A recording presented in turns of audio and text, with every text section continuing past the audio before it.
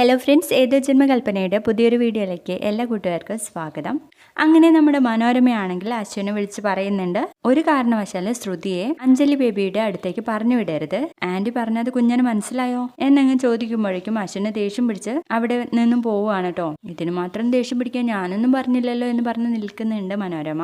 എന്നിട്ട് അശ്വിൻ ചെയ്യുന്നത് ശ്രുതിയുടെ കൈയും പിടിച്ച് മുകളിലേക്ക് കൂട്ടിക്കൊണ്ടു പോവാണേ. അപ്പോഴൊക്കെ ശ്രുതി ചോദിക്കുന്നുണ്ട്, എന്താ സർ, എന്ത് പറ്റിയെന്ന് പറ എന്നൊക്കെ പറയുമ്പോ ഒന്നും മിണ്ടാതെ അശ്വിൻ നേരെ റൂമിലേക്ക് പുതിയേയും കയറ്റി വാതിലടയ്ക്കാണ് കേട്ടോ. നീ ഇത് എന്തു ഭാവിച്ചാ? ഇവിടെയുള്ളവർ സ്നേഹത്തോടെയും സമാധാനത്തോടെയും കഴിയരുതെന്നത് നിന്റെ ഒരു വാശിയാണോ? അതിന് ഞാൻ എന്ത് ചെയ്തെന്നാ സർ? നീ ഒന്നും ചെയ്തില്ലേ? നിന്നോട് മുത്തശ്ശിയും മനോരമാന്റെയും സ്ട്രിക്റ്റ് ആയിട്ട് പറഞ്ഞതല്ലേ അഞ്ജൽ ചേച്ചിയുടെ റൂമിലേക്ക് കയറരുതെന്ന്? എന്നിട്ട് നീ ചെയ്തതെന്താ? ആരുമില്ലാത്ത സമയം നോക്കി അഞ്ജൽ ചേച്ചിയുടെ റൂമിലേക്ക് കയറി. ഇതൊന്നും ശരിയല്ല ശ്രുതി.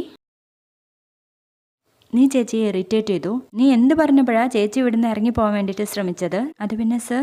നോ ശ്രുതി, ഒരു എക്സ്ക്യൂസും വേണ്ട, ആൻസർ മീ എന്നങ്ങ് അശ്വിൻ പറയുന്ന നേരത്ത് ഞാൻ കാരണമാണല്ലോ ഇതൊക്കെ സംഭവിച്ചതെന്ന് ആലോചിച്ചപ്പോൾ അഞ്ജൽ ചേച്ചിയെ ഒന്ന് സമാധാനിപ്പിക്കാൻ വേണ്ടിയിട്ട് ഞാനങ്ങ് പോയതാ.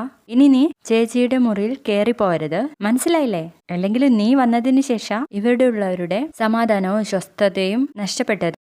നീ വന്നതിന് ശേഷം സന്തോഷമായി ജീവിക്കുന്ന എന്റെ ചേച്ചിയുടെ ജീവിതം സ്പോയിലായത് നിന്നെ കല്യാണം കഴിച്ചതാ എന്റെ ജീവിതത്തിൽ ഞാൻ ചെയ്ത ഏറ്റവും വലിയ സ്റ്റുപ്പിഡിറ്റി എന്നങ്ങ് പറയുന്ന നേരത്തെ നമ്മുടെ ശ്രുതി ആകെ തകർന്നു പോവാണ് കേട്ടോ. നിന്നെ കണ്ടില്ലായിരുന്നെങ്കിൽ, നീ ഇവിടേക്ക് വന്നില്ലായിരുന്നെങ്കിൽ ഇതൊന്നും ഇവിടെ സംഭവിക്കില്ലായിരുന്നു ശ്രുതി എന്നും പറഞ്ഞ് അശ്വിൻ ആ വാതിലടച്ചങ്ങ് പോവാണ് കേട്ടോ. ശ്രുതിയാണെങ്കിൽ ആകെ തകർന്ന തരിപ്പിണായിട്ട് അവിടെ കണ്ണാടിക്ക് മുന്നിൽ നിന്ന് കരയാണ് കേട്ടോ. വീഡിയോ ഇഷ്ടപ്പെട്ടാൽ ലൈക്ക് ചെയ്ത് സപ്പോർട്ട് ചെയ്യണേ. ബൈ.